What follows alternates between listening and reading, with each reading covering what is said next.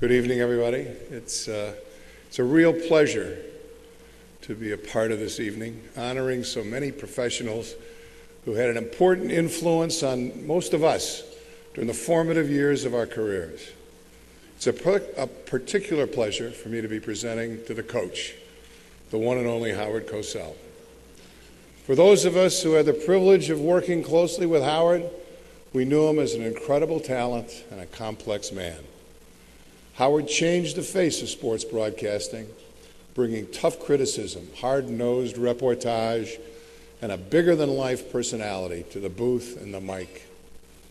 I always remember something Dick Edinburgh said about, maybe many of us didn't want to go as far as Howard did, but he blazed the trail that gave us the freedom to decide for ourselves what the limits should be for broadcasters. Howard had the keen eye of a reporter, the language skills of a linguistics professor, the argumentative talents of the lawyer that he was, an incredible intellect, and the heart of a true warrior. His seemingly photographic memory amazed us.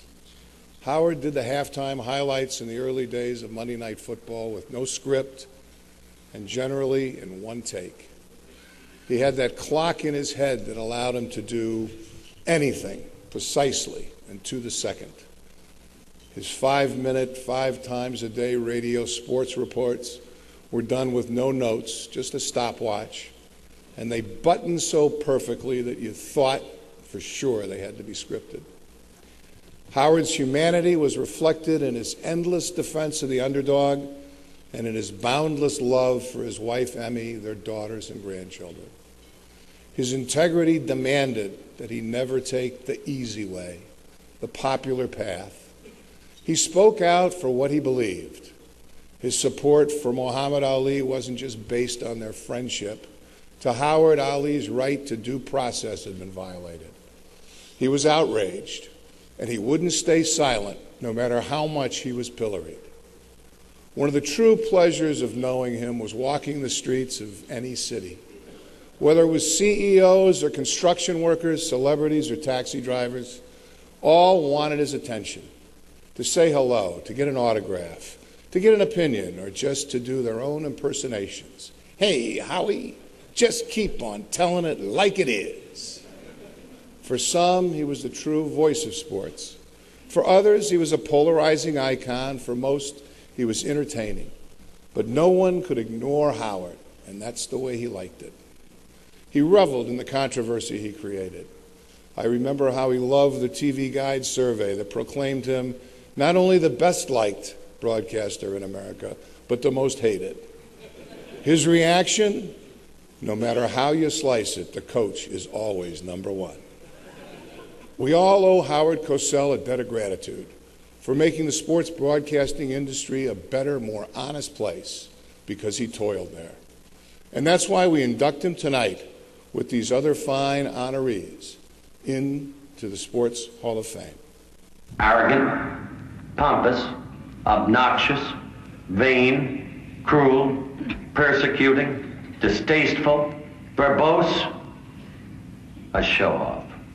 There's no question that I'm all of those things. Howard Cosell was all of those things and much more when he decided to augment his career practicing law with a radio talk show introducing little leaguers to professional athletes in 1953. Originally scheduled for 6 weeks, the show stayed on the air for 6 years, and by the late 50s, he had left the legal profession altogether and began his television career as a reporter, both locally as well as with ABC Sports.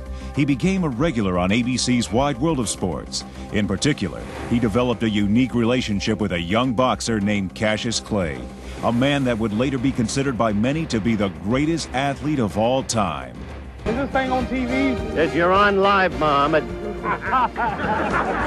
In his familiar ringside seat, Cosell's calls are among the most famous in boxing history. Angie Dundee, Ali's trainer, right next to me is saying it. You may hear him. Down goes Frazier! Down goes Frazier! Down goes Frazier!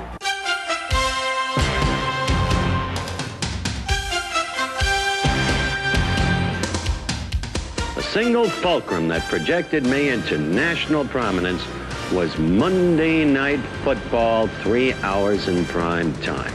When ABC and the NFL challenged critics and took football into prime time in 1970, the burden to entertain as well as telecast necessitated a unique approach to commentary. And for that, ABC Sports executive producer Roone Arledge considered only one man to put in the center of it all. Through 14 seasons, Howard Cosell became synonymous with Monday Night Football and provided some indelible memories. Let's go! Let's go, Bill! Come on! Come on! Howard's halftime recaps of Sunday's games became a Monday night staple. Only 31 seconds left. No timeouts for the Eagles left. 3rd and 2 for the Giants at the 29. He handed off. Bisacek did to nobody. The ball picked up by 46. Herman Edwards. Unbelievable. Touchdown. And so the Eagles won it 19-17. All Bisacek had to do was take the ball and go to the ground. Time would have run out. Ultimately, Cosell would transcend his role as a sports announcer and become an icon of American culture. Internationally recognizable, he was embraced by the entertainment world. Believe me, if you could see the inside of your sinuses, you'd be appalled.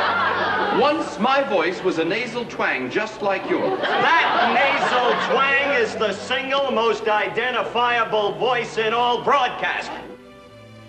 Through all phases of his career, Cosell never lost sight of his two most significant passions. The first was his family, most importantly his wife of over 46 years, Emmy.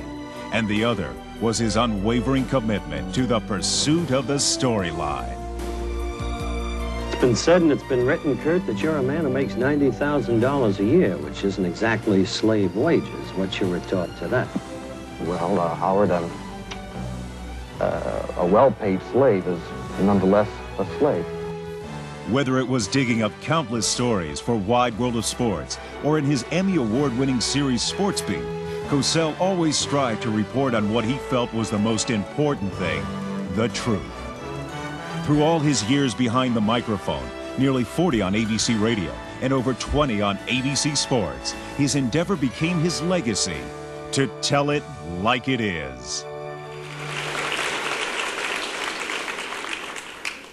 I love Howard Cosell. That's why it's so special to present this award.